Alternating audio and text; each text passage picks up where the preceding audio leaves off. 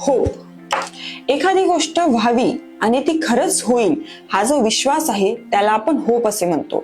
एखाद्या कठीण प्रसंगाला सामोरे जाताना किंवा एखादी सिच्युएशन आपल्या प्रमाणे घडत जर नसेल तर नक्कीच आपण जर आशावादी असू तर या बिकट परिस्थितीतनं जाताना आपल्याला होप ही मदत करत असते. एखाद्या व्यक्तीला जर होपलेस फील होत असेल तर हा नैराश्याच्या म्हणजेच डिप्रेशनच्या रस्त्याला लागला आहे असं म्हणायला हरकत नाही. आशावादी व्यक्तीचे जर परफेक्ट एक्झाम्पल जर द्यायचे झाले म्हणजे आपला शेतकरी बंधू. कुठलीही श्युरिटी नसताना दरवर्षी तो जून महिन्यात पेरणी करतो. कधी कधी तर वेळेवर पाऊस सुद्धा पडत नाही आणि त्यामुळे त्याचं नुकसान सुद्धा होत असतं.